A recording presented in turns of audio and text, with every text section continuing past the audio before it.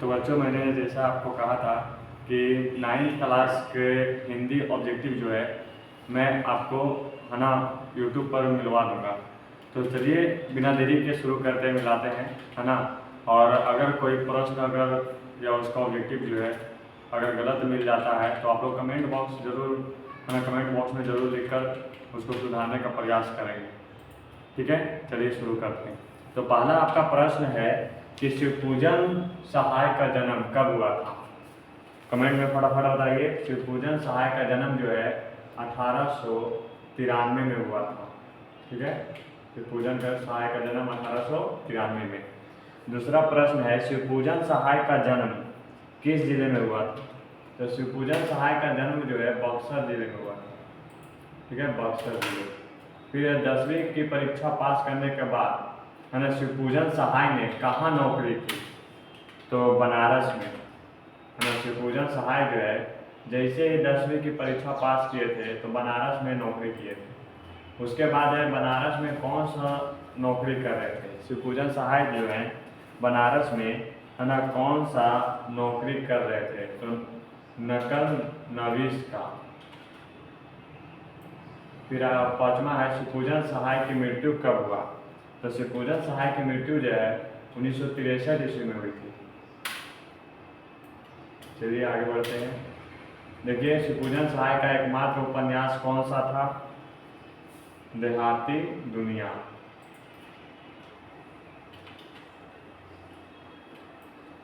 फिर शिवपूजन सहाय की रचना वाली कितने खंडों में थी ना? शिवपूजन सहाय की जो रचना वाली है वो कितने खंडों में थी? 4 खंडों में। इस कहानी में लेखक ने किसका स्थान निर्धारित किया? नर नारी, ना नारी या बालक? फटाफट बताइए। इसमें हो जाएगा आपका नारी।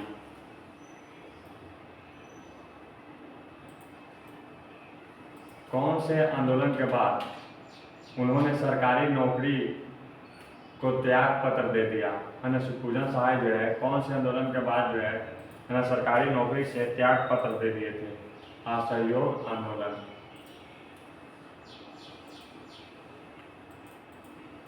शिवपूजन सहाय अपने समय के कैसे व्यक्ति थे? लोकप्रिय, सम्मानित, है ना।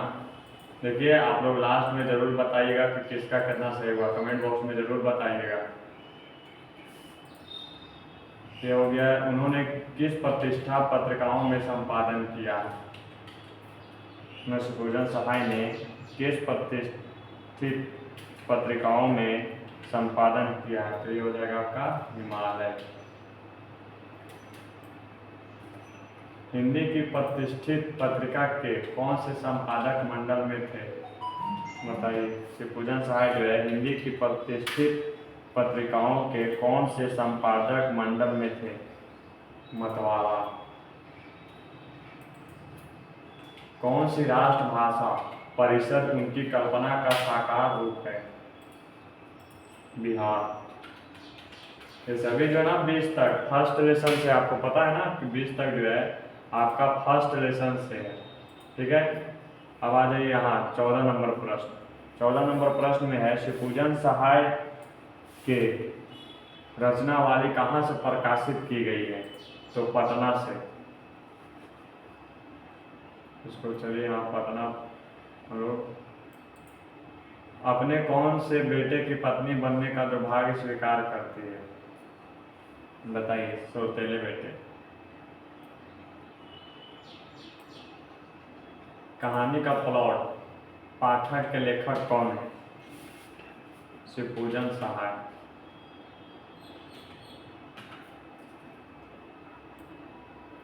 तिलक दहेज के जमाने में किसको पैदा करना मूर्खता है? बताइए फटाफट। लड़की को।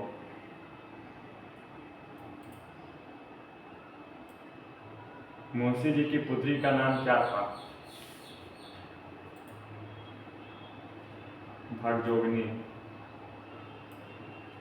दरोगा जी की कौन बारूद की पुड़िया थी? घोड़ी। सुंदरता में भगजोगनी अंधेर घर की क्या थी? बताइए फटाफट। दीपक।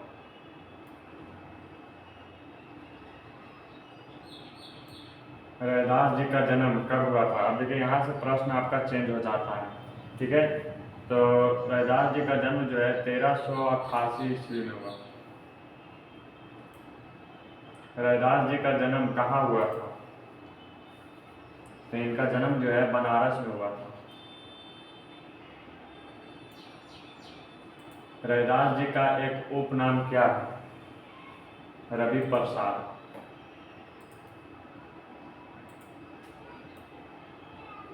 कौन इनकी ख्याति से प्रभावित होकर दिल्ली आने का निमंत्रण भेजा? रैदास जी की ख्याति से प्रभावित होकर दिल्ली आने का निमंत्रण किसने भेजा था? सिकंदर लोधी ने। रैदास किनके गुरु थे? मीराबाई के।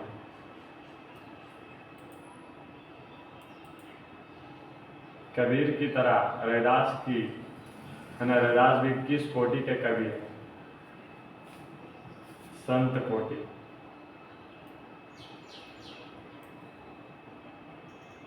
मूर्ति पूजा तीर्थ यात्रा जैसे दिखावों में रैदास जी का नहीं था, बताइए क्या नहीं था उनका? विश्वास। 28 नंबर प्रश्न। वे पवित्र के आंतरिक भावनाओं और आपसी भाईचारे को ही क्या मानते थे? बताइए फटाफट। सच्चा धर्म। यहाँ पे आपका है। चलिए, रैदास को उपाम और रूपक अलंकार विशेष क्या रहा? बताइए फटाफट। फिर ये सीधे साधे पदों में संत कवि ने हृदय के भाव को किस रूप में प्रकट किया? सफाई के रूप में। राजेंद्र प्रसाद का जन्म कब हुआ था? 1884 में। राजेंद्र प्रसाद का जन्म किस जिला में हुआ था? सारण जिला।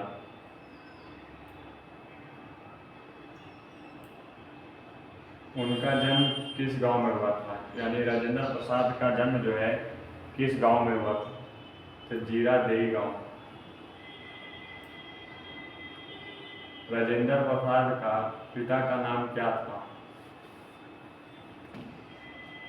महादेव सहाय।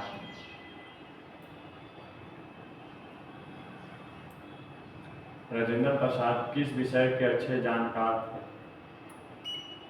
फारसी एवं संस्कृत। वे किसका शौकीन थे?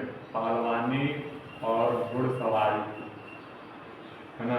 पहलवानी और घुड़सवारी।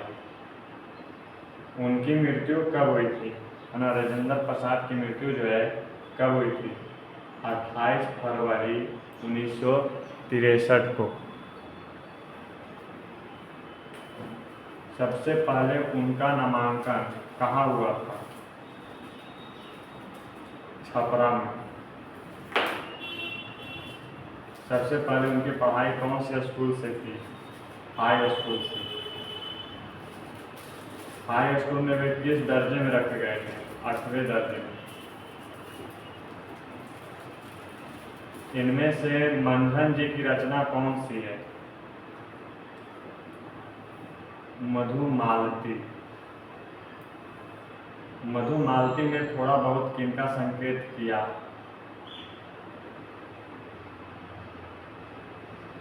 मंझन, सॉरी, हाँ मंझन। यहाँ पे ऑब्जेक्टिव में थोड़ा सा मिस्टेक हो गया है, आप लोग सुधार लीजिएगा। मधुमालती की रचना किस वर्ष हुई थी? 1545 ईस्वी। इधर आ जाते हैं 47, 46, 44 नंबर प्रश्न। 44 नंबर प्रश्न में है, परशुराम के अनुमान के अनुसार मंझन का निवास स्थान कहाँ होगा? अनूपगढ़। मंझन रचिता कविता में किसकी महत्ता का वर्णन है? प्रेम। मंझन ने प्रेम को, अंगूठी को किस रूप में अमूल्य माना है? नग के रूप में। प्रेम पथ पर सिर कटा देने वाला ये क्या कहलाता?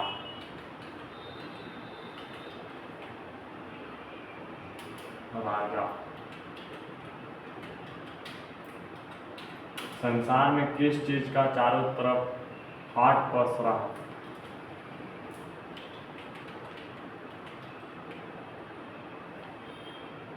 प्रेम का। प्रेम की आग को कौन सा सकता है?